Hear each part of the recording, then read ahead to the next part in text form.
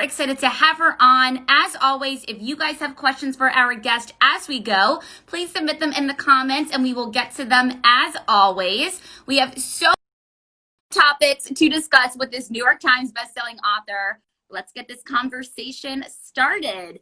We are connecting. Hi. Hi, Sydney. How are you? I'm good. How are you? I'm so good. Thank you so much for having me on. Thank you for joining me. I love everything that you have going on here. The sweater, the earrings, love. Thank you. You look amazing. Thank you again so much for joining. I thought you would be just the perfect person to speak with, frankly, every day, because you're just such a motivational and inspirational person. But as we enter this new year, people need the positivity because 2020, as you know, has been rough, to say the least. Absolutely. Oh my goodness. I mean, everybody has been through so much and everyone's circumstances are completely different, but I haven't met anyone who wasn't really deeply moved, troubled, struggled through 2020 in some way. And I feel like the new year, you know, symbolically, it's such a symbol of a fresh start for all of us. And I think all of us have wanted that so much. And January, of course, is the time when we're reflecting and saying, okay, what do we want to accomplish or achieve this particular year? How do we want to use our gifts? Or what are the things that we want to bring to life? Or what are the things that we might want to change about our habits or our patterns or our ways of being so that we can live into our full potential even more than we have in the past? And so I think January is kind of the perfect time for us to reevaluate. And I think, you know, including all of the struggles and all of the pain and all of the suffering that 2020 showed us, it also brought us a lot of lessons, valuable lessons. And one of the themes that I've heard again and again from the people I interact with, from our audience, is just this reassessment of how we spend our time. And I know for me personally, you know, 2020, before COVID hit, I was so used to being active on a certain pace, you know, traveling a lot and having my schedule so filled. And I was even conscious and intentional back then. But I think when COVID hit and everything just went on pause for a bit, it made me realize how much, even though I was pretty good at being intentional with my time, there was this whole other level of being able to scale back and say, well, what is really the most important things for me? And I realized how much less I needed in terms of activities and goals and projects. You know, Sydney, I was looking back at the goals I was setting in 2019 for 2020. And I was like, oh my goodness, I was trying to bite off so many things. And, you know, by the time that April or May came around, I was like, this list needs to get quartered, like a fraction of this. And all of the goals were reset. So I think many of us are bringing those same kinds of lessons into 2021. Less is more. Less but best, and to really focus our time and attention on, you know, what is most important to us at this stage and season of our lives, because we're all different and we're all going through different things in terms of our career ambitions, our family ambitions, our artistic or personal ambitions. And I think taking a step back from the pressure of 24/7 hustle culture, which I think is completely detrimental, and really saying, well, what's most important to me and who do I want to be this year and moving forward? I think that's one of the best things we can do to set ourselves up for a joyful and productive and meaningful year. And that's hard for a lot of people to do. I even know personally for myself, separating the career focused side and then trying to embrace who we just are as people and what our passions are is a very hard thing to do. Maybe it comes more as you sort of see more of life and as people, but it is challenging. And for some people, obviously many people have lost their jobs or they've been furloughed in the last year. For you, as someone who has gone from literally waiting on tables, cleaning toilets, you've done it all. I mean, you have, and then evolving to becoming such a self-starter. What are some of the things that you specifically attribute to really going and making that transformation just in your life? Well, I think to put it into context and perspective, when I first started, you know, I had so many failures from working on the floor of the New York Stock Exchange. And then, you know, I remember bartending, waiting tables, even in Boston, going back to art school, coming back and working for the magazine. So I was trying all of these different things. And to be perfectly honest, I was failing at all of them because I couldn't really find my place. And, you know, I don't think our society does a really great job of preparing young people to figure out what are their strengths, what are their skills, how do you align that in a role or a career or a mission where you get to flex those strengths make the difference that you want to make, and then also be able to make and earn a living that makes sense, right? Yeah. So I think it was probably in my early 20s, like maybe around 23, 24, when I just kept having this frustration, Sydney. I was like, my goodness, I am passionate about so many things. I loved writing and spirituality and personal development, and digital business was brand new. This is back in like 1999, 2000. Yeah. I also was very passionate about dance, and specifically hip hop dance. And I felt like I was being pulled in all these different directions and trying to follow the conventional advice about choose one thing and get really good at one thing and do that for 20 years. And then, you kind of get the brass ring and you get to retire. And I was like, Right. that makes sense logically, but for this human and how I'm set up DNA wise, I'm like, I want to stick a fork in my eye. And that's when I got a gift from the career gods. And I swear this was a gift, because I used to write in my journal, and I used to pray to God. I was raised Catholic. I was like, God, why can't I figure out what to do with my life? Like, I have so much energy. I want to make a difference, but I don't seem to fit in anywhere. I'm like this misfit. And this phrase, Sydney, got downloaded into my brain, multi-passionate entrepreneur. And I was like, oh my goodness. And this is a time when I was bartending and waiting tables and cleaning toilets and doing anything that I could possibly do as I was starting my coaching practice. And I remember people would say, so what do you do for a living? And I never had one society approved answer. And once I got that phrase, I said, I'm a multi-passionate entrepreneur. And it didn't mean crap. It was something I made up, but it was a new context through which I saw myself. And then I realized, I was like, you know what? I need to build this life that I'm dreaming of over the long term. It's not going to happen in a day, certainly not going to happen in a week or a year. Yeah. And to put this timeline into place, all those things that you mentioned, the waiting tables, the things I was doing, I did that for the first 7 years of my business before I felt confident enough emotionally and financially to kind of let all those other things, those other forms of income go, and go 100% in on my online business, which is a version of what I have today. Right. And that's one of the biggest questions that I get too from millennials. How can I not be so dependent on my 9-to-5 job? Yes.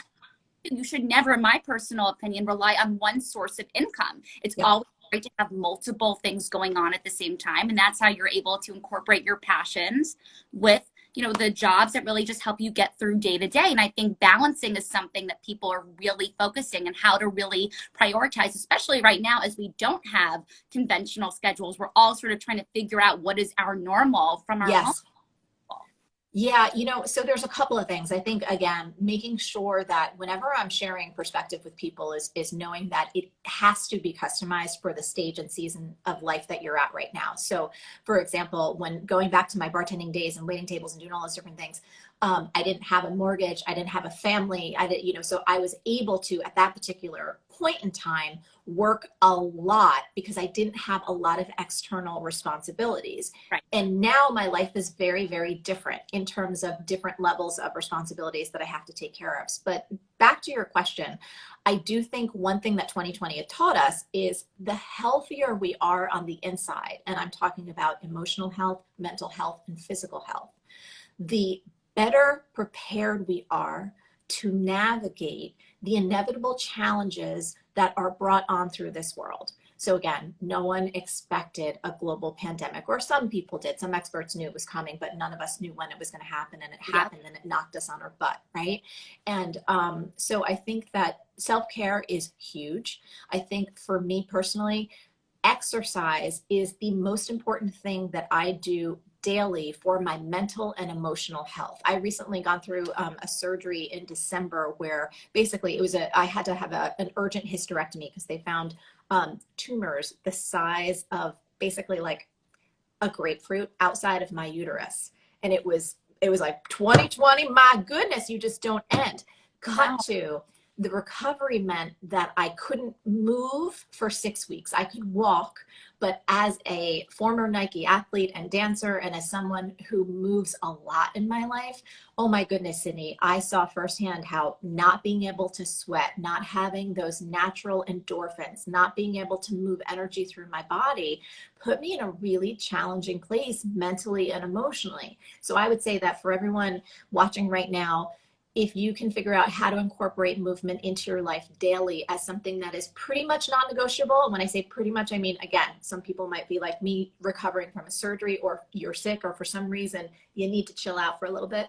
Other than that, though, finding a way to build that into your life can help you find the clarity from within to know what you should say yes to and what you should say no to, rather than looking to external sources for how to set up your day, what opportunities to say, to accept into your life, or to go for. I find that exercise really clues you in to your natural knowing, to your internal wisdom, and you make better decisions, not based on external, based on your own inner knowing.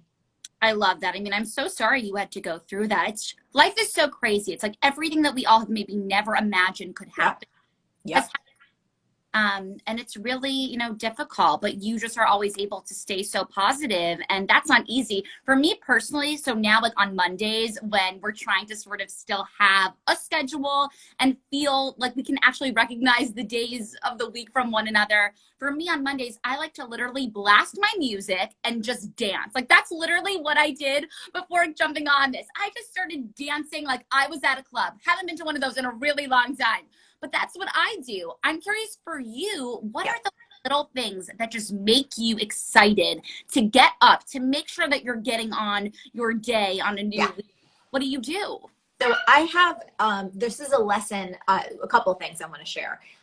One of the things that I do is I journal, and people are often familiar with something called morning pages. It's from an author named Julia Cameron, The Artist's Way. It's been around probably since the 90s. It's legendary and it's amazing.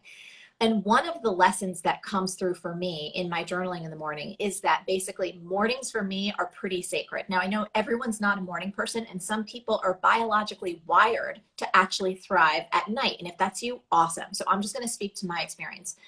When I wake up before the sun, which I do on the weekdays, I spend the first part of my morning in such joy and fun and creativity. And here's what that looks like, Sydney.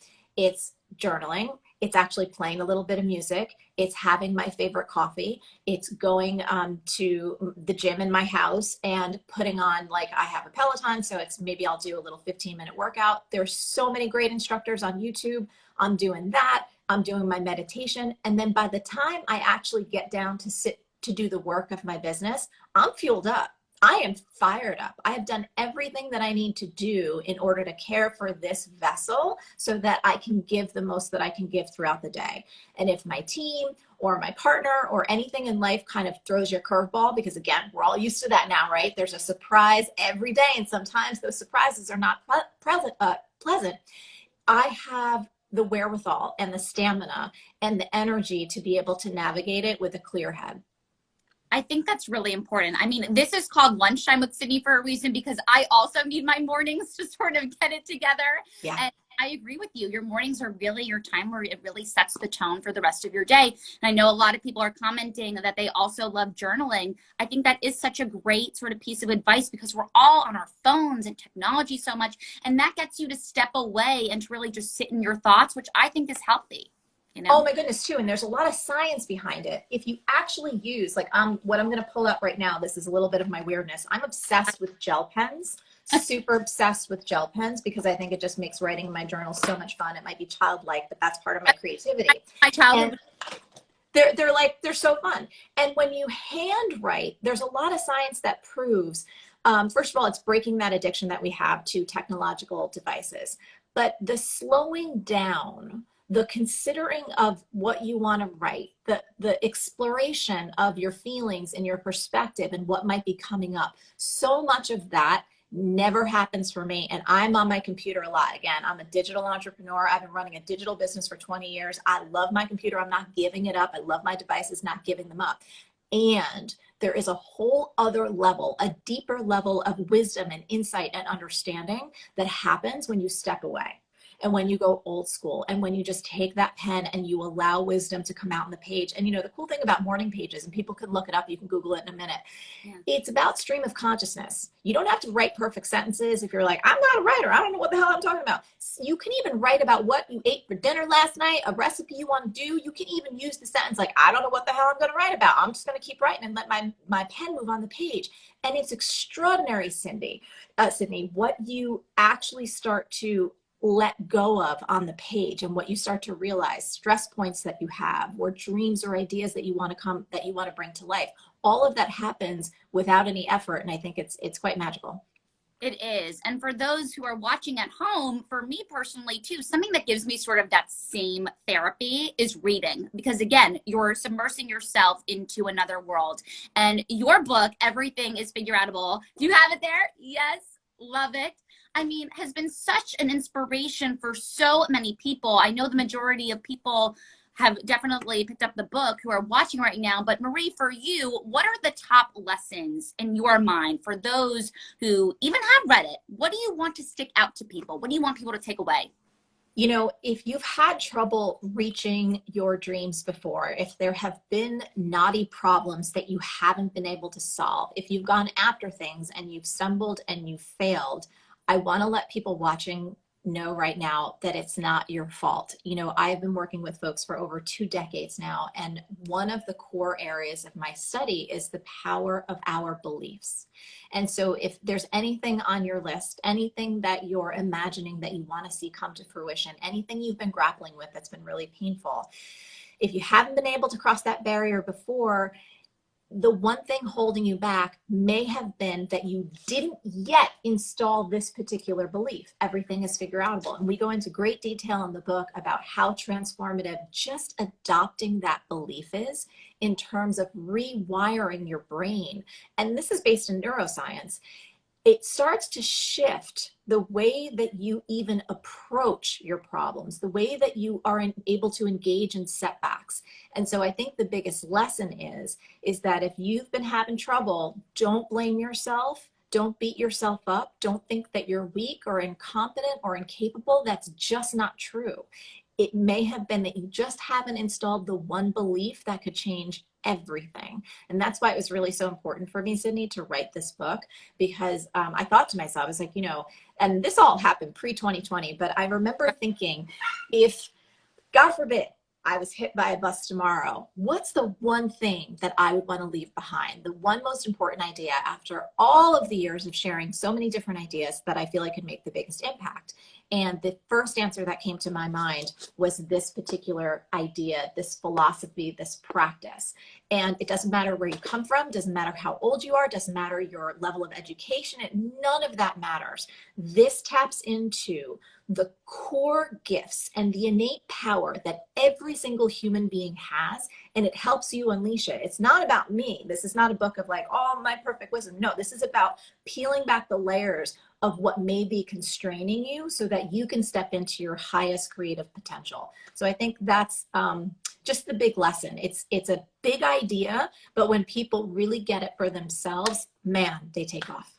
I love that. I think for women, especially, even more just the people who are in my life, women are so much harder on themselves sometimes. And I really hope that this year there will be less of that, and that we can all find out our confidence and just be the best versions of ourselves and be happy about it. But your book became a New York Times best-selling book, huge accomplishment. What did you do to celebrate? Because I'm sure that's a moment that you'll probably never forget when you got that call. Oh my goodness. Well, you know, I had actually talking about journaling for a minute.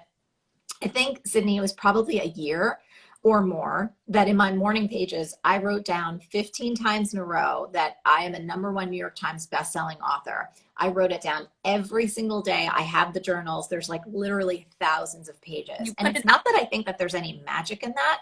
It's a form of focus. It is a form of every single day, my commitment when I was writing the book to make it the best book that it could be. And then when we transitioned from, you know, writing the book and it was done to actually helping the book get out into the world, it helped me get my head right and to stay really focused on, even though I know I couldn't control that, that's a goal that is uncontrollable. It's outside of the scope of what I can make happen. It was something I was striving towards. It was an intention. So it helped me raise my game to stay focused on that ultimate outcome that I was hoping we'd see. Yeah. So once we got the news, man, Sydney, I cried like a baby because I was working so hard and I was on the road, and I was actually I was on book tour in San Francisco when we got the news, and it was super fun. And to be really honest, the celebration was just the continuation of sharing the message. because it was great, but we had so many tour dates lined up, and to be out there meeting people. And again, I feel so grateful that this all happened in 2019, Yeah. that I didn't delay it, because I wouldn't have had the chance to see people and hug them and get to meet them and, do all the things that 2020 has prevented us from doing thus far. So it wasn't a huge, I think I had some eggplant Parmesan, because eggplant Parmesan is one of my favorite things in the whole world. But besides that, it was about being with the people. Treating yourself to some great food never. Yes. I always like to say that, but your fans and your following, they feel so close to you. I mean, just your YouTube channel alone, you have nearly 700,000 subscribers now. You've been really a content creator before most. You've always been innovating digitally in that way. When did you really start to notice that things were exploding, that people really valued your opinions? That's such a great question, because by nature, I'm a person who keeps her head down and just does the work. You're a doer. Yep. I am. And so there was never one point, because I've been like Marie TV, for example, we just crossed our 10-year anniversary. And before that, it was like me writing my email newsletters every week and doing kind of email marketing before anyone even knew what that was. But I loved it, because it was an opportunity for me to share ideas that I was learning, that I'm like, oh my goodness, this really works. More people need to know about it. And that's really the impetus where everything comes from, because I love figuring things out. And then I love passing along, whether it's other resources or just realizations that I have, that I'm like, oh my goodness, I think this could actually be of service to somebody. I've stayed on that path of just the doing. And even now, my team will be like, no, people actually care about what you have to say about X, Y, or Z. I'm like, really? Are you sure? And so there wasn't really one point, and I'm not being like false humble here. You can ask anyone who knows me intimately, and they'll tell you, like, she barely lifts her head up. Like, she's like got her thing on the next one. But I think it was probably more a matter of me feeling, after I've been doing this for almost 20 years, probably around like the 12 or 13 or 14 year mark, I'm like, okay, I think I got some experience here. But that was more about the internal maturity process versus external metrics. Because in all honesty, Sydney, you know this, metrics can change, platforms change, things change. And one thing that meant a lot to me, I'm out in Long Island right now. I'm in Sag Harbor. I've been here for a really long time. Yeah. And over the weekend, we were taking a walk around and in an antique store and stuff, and got my mask on, of course, everybody's safe or whatever. And a woman said to me, she said, if you are who I think you are, you helped me get through medical school. And I'd never met this woman. And it was so meaningful to me. She's like, I've watched so many of your videos over the years, and I just wanted to thank you, because they got me through some really hard times.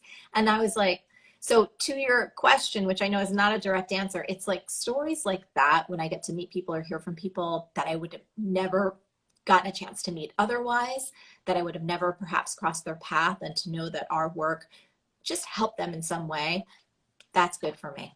Nothing could be more rewarding. And I mean, one of your all-time fans is Oprah Winfrey. I mean, listen, there's that video when you go to the homepage for Marie TV and Oprah is introducing you. No matter how many times I watch that, I just get the chills, because how incredible. I mean, truly.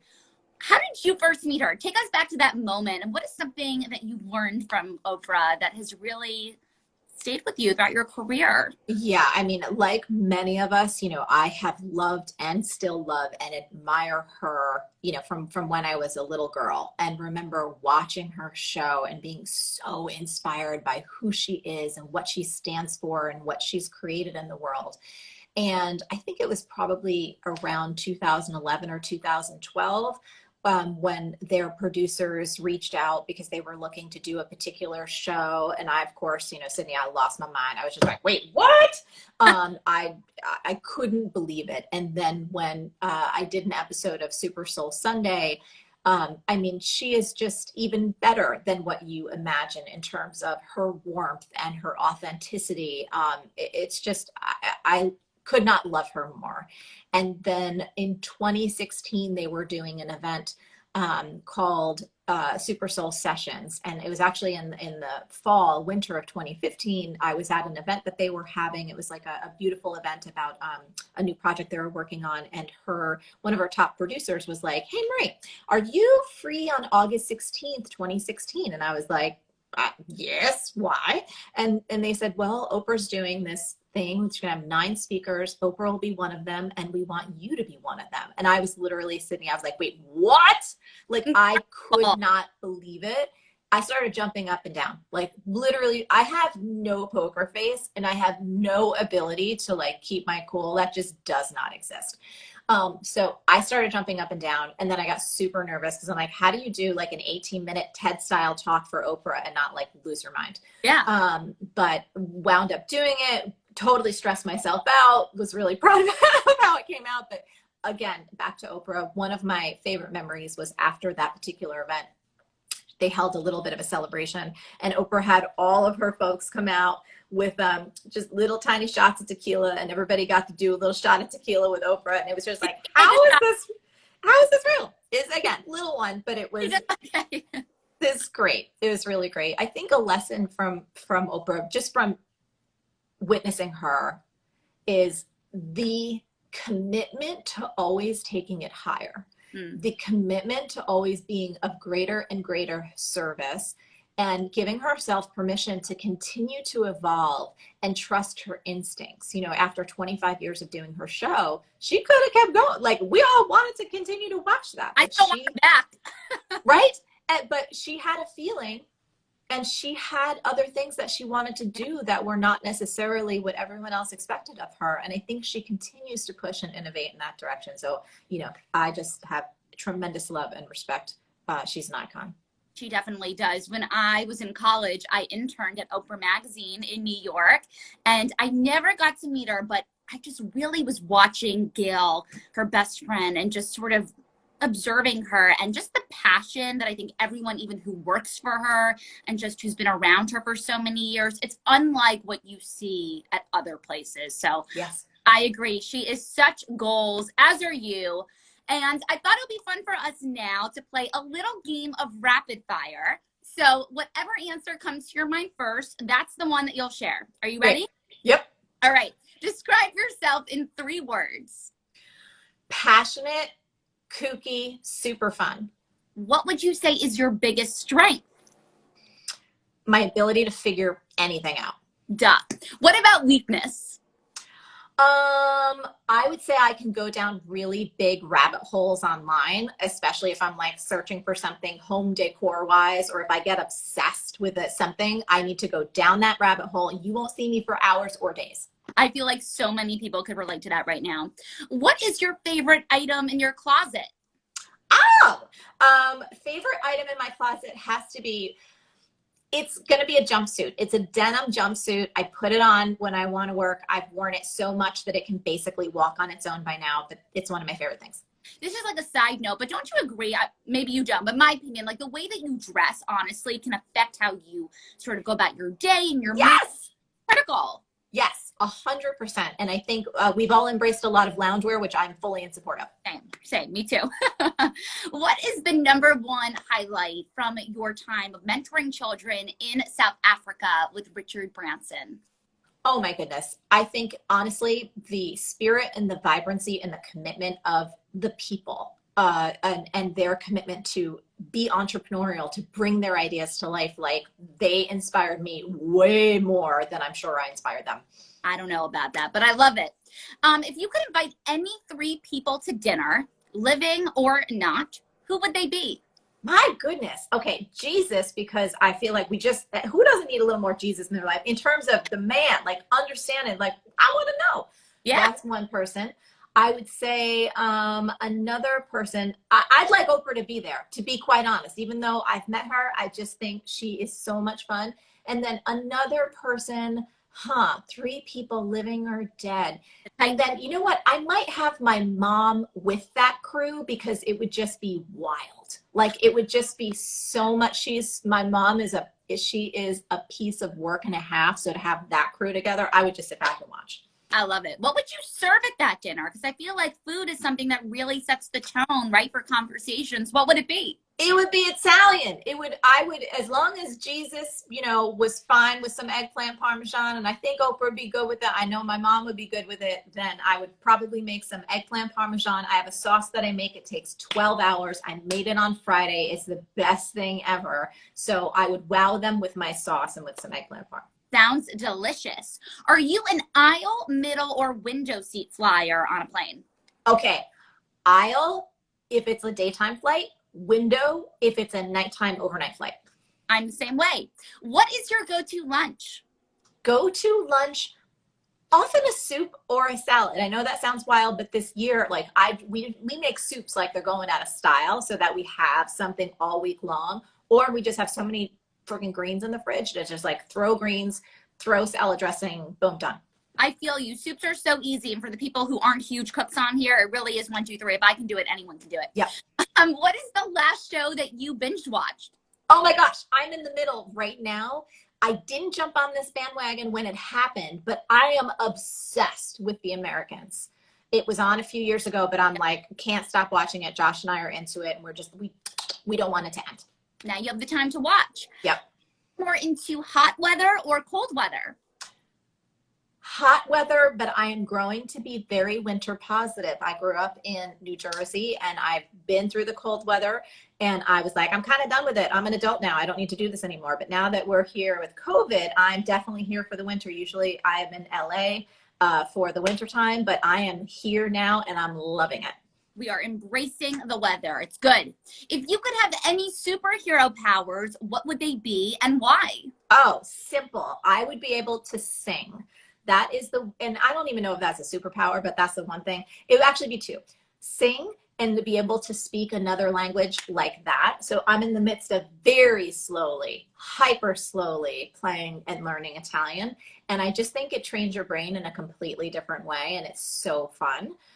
So those 2 things, singing and speaking other languages. You can always learn something new. What do you do to relax?